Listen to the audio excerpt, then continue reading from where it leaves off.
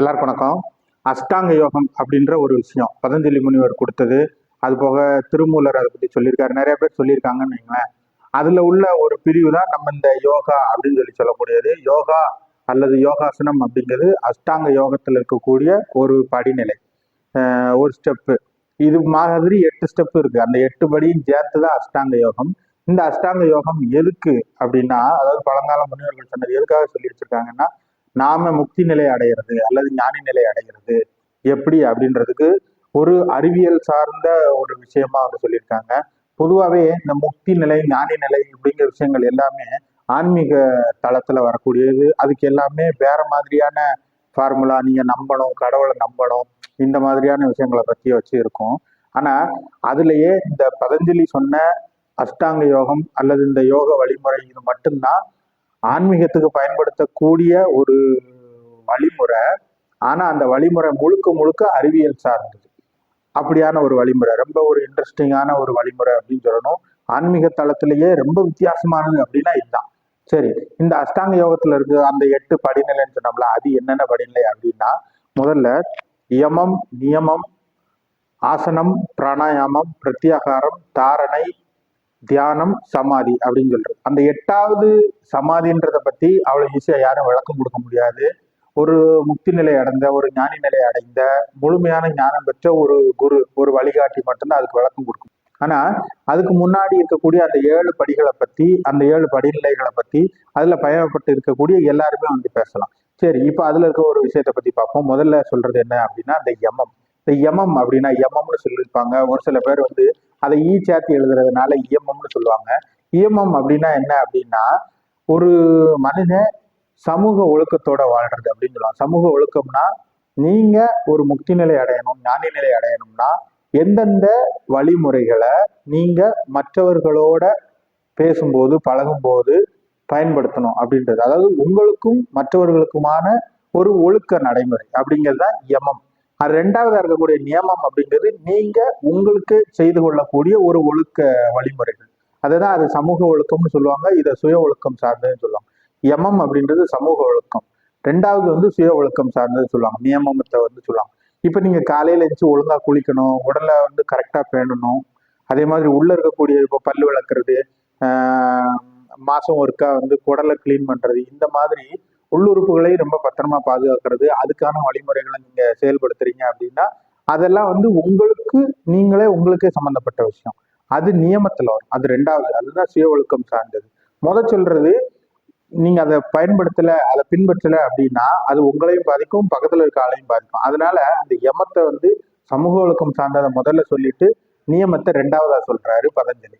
சரி, இந்த யமம் அப்படின்றதுல என்னென்ன இதெல்லாம் இருக்கு அப்படின்னா, உதாரணத்துக்கு கொல்லாமை அதுல வரும், அதுக்கடுத்து வாய்மை, உண்மையை பேசுறது அதுல வரும், அதுக்கடுத்து பிரம்மச்சரியம் அதுல வரும், அதுக்கடுத்து அகிம்சை அதுல வரும், கோபம் கொள்ளாம இருக்கிறது அதுல வரும். இது போக இன்னும் நிறைய இது வந்து வரும். இப்போ இந்த இதை எடுத்துக்கோம், கொல்லாமை அப்படிங்கிறத எடுத்துக்கிட்டீங்க அப்படின்னா, கொல்லாமைன்னா மற்றவர்களை கொல்லாம இருக்கிறது, அதாவது ஆட்களை கொல்லாம இருக்கிறது மட்டும் கிடையாது. ஆட்களை கொல்லாம இருக்கிறது நம்ம எல்லாருமே வந்து பின்பற்றக்கூடியதான். ஆனா மற்ற உயிர்களை கொல்லாம இருக்கிறதும் வந்து உண்டு. இங்க கொல்லாமை அப்படின்ற ஒரே ஒரு கூரை வந்து மற்ற இதோடையும் சேர்த்து பார்த்துக்கணும், அஹிம்சையோடையும் சேர்த்து பார்த்துக்கணும். எல்லாம் ஒன்னோட ஒன்று இன்டர் கனெக்டடானதா இருக்கும். கொல்லாமை அப்படின்றத மற்ற மனிதர்கள் மேல மட்டும் பயன்படுத்தல, அதை மனிதர்களை சார்ந்து மட்டும் பயன்படுத்தல அப்படின்னா நீங்க கொலகாரன் ஆகாம ஒரு நல்ல வாழ்க்கையை வாழணும். இதை வந்து தெரிஞ்சோ தெரியாமலோ நம்மள ஆயிரக்கணக்கான பேர், 99% மக்கள் வந்து பின்பற்றோம். சரியா? ஆனா மற்ற மனிதர்களை சார்ந்து மட்டும் இல்ல, ஒரு புழு பூச்சி, ஒரு கோழி, ஆடு, இது சார்ந்தும் நீங்க பயன்படுத்துறீங்க அப்படின்னா நீங்க வெஜிடேரியனா மாறிடுவீங்க. அப்ப இன்னும் கொஞ்சம் ஒரு மேல் படிநிலைக்கு வரீங்க. கரெக்டா?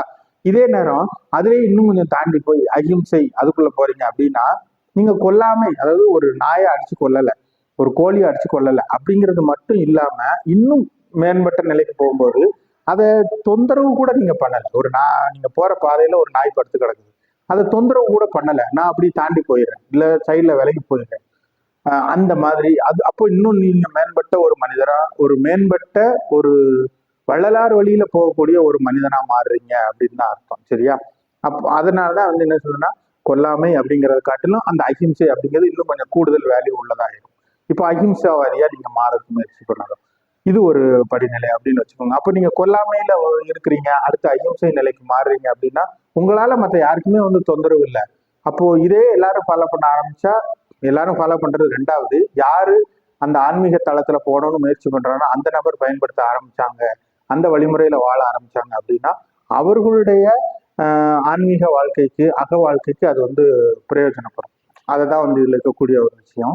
சரி, இப்போ கொல்லாமை, இதே இது கொல்லாமையில இன்னொரு இது சொல்லணும்னா வன்முறை இல்லாம வாழ்றது. நீங்க எந்த ஒரு காரணத்துக்காண்டியும் அடுத்த மனிதரை வந்து ரொம்ப கடுமையா பேசாம, அதுலதான் கோபம் கொள்ளாமை வரும். நீங்க மற்றவங்க மேல கோபம் இல்லாம, கோபம் கொண்டீங்க அப்படின்னா தான் நீங்க அவனை வந்து ஏதோ திட்டுவீங்க, இல்ல ஹார்ஷா நடந்துக்கிறீங்க, இல்ல அவனுக்கு எதிராக ஏதோ ஒன்று செய்வீங்க.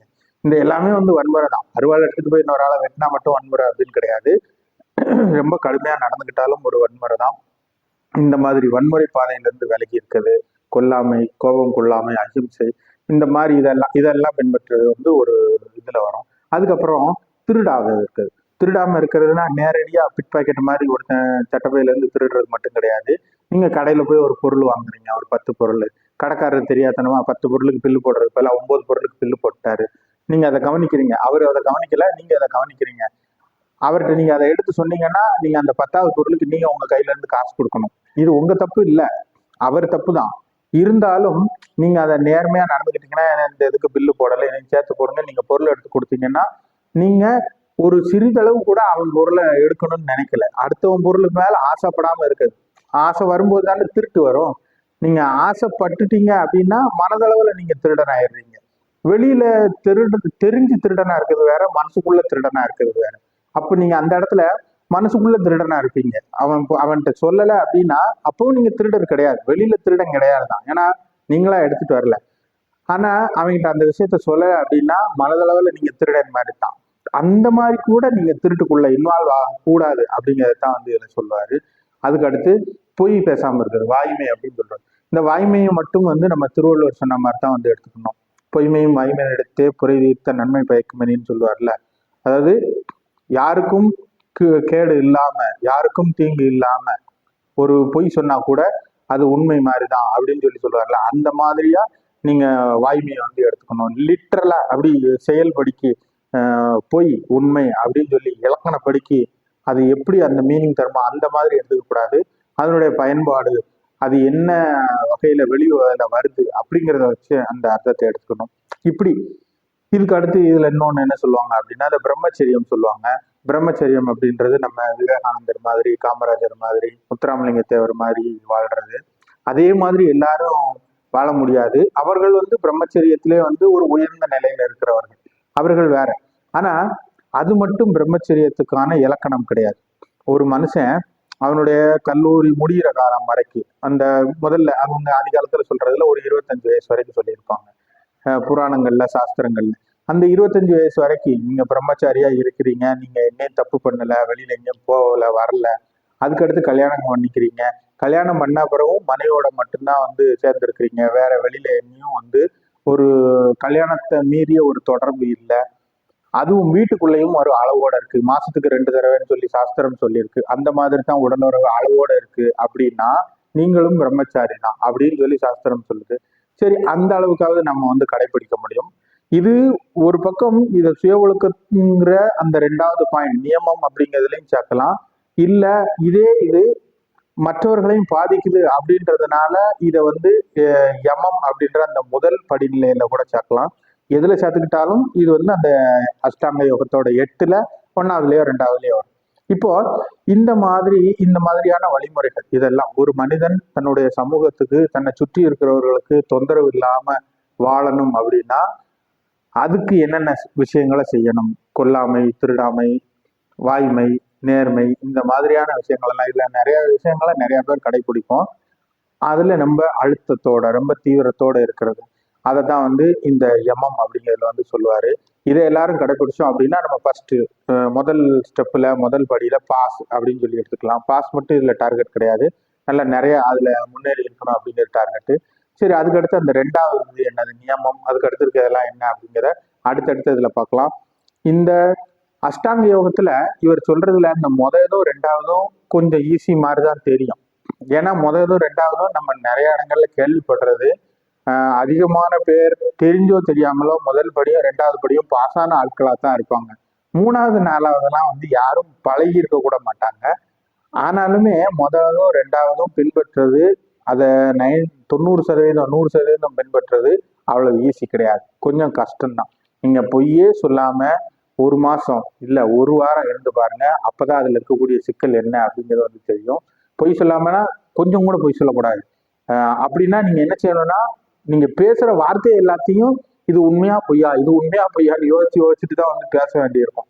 அப்படி பேசும்போது என்ன நடக்கும் அப்படின்னா, ஆட்டோமேட்டிக்காவே நீங்க உங்களுடைய எல்லா விஷயங்களையும் நீங்க உங்களுடைய கவனத்துக்குள்ள கொண்டு, எல்லா பேச்சுக்களையும் உங்களுடைய கவனத்துக்குள்ள கொண்டு வருவீங்க. அப்ப எல்லாமே ரெக்கார்டு மாதிரி உங்க மைண்ட்ல ரெக்கார்ட் ஆயிடும். இப்ப நம்ம நிறைய பேர் நிறைய விஷயங்களை பேசுவோம், ஆனா நம்ம மைண்ட்ல ரெக்கார்டே ஆகாம பேசிக்கிட்டு இருப்போம். அது வந்து விழிப்புணர்வு இல்லாம பேசுறது. அப்போ நீங்க பொய்யே சொல்லக்கூடாது அப்படின்னு ஒரு விஷயத்த நீங்க வாழ்க்கையில இம்ப்ளிமெண்ட் பண்ணணும்னு நினைச்சீங்கன்னா, நீங்க எல்லாத்தையும் யோசிச்சு பேச வேண்டியிருக்கும். அப்போ எல்லாமே வந்து நம்ம மைண்டுக்கு ரெக்கார்டட் ஆயிரும். ரொம்ப விழிப்புணர்வோட வந்து வருவோம். அதுவே வந்து ஒரு ஒரு படிநிலை மேல ஏறி போற மாதிரி தான். இந்த மாதிரி இந்த யமம் அதுல இருக்கக்கூடிய எல்லா விஷயங்களையும், நியமம் அப்படின்றதுல இருக்கக்கூடிய எல்லா விஷயங்களையும் நம்ம பின்பற்ற ஆரம்பிச்சிட்டோம்னாலே நம்ம ஒரு பெரிய தூரத்தை கடந்த மாதிரி இந்த அஷ்டாங்க யோகத்துல. சரி, அடுத்து இந்த நியமம் அதுக்கு அடுத்து இருக்க எல்லாத்துலயும் என்னென்ன இருக்கு அப்படிங்கிறத அடுத்த வீடியோல வந்து பார்க்கலாம். நன்றி.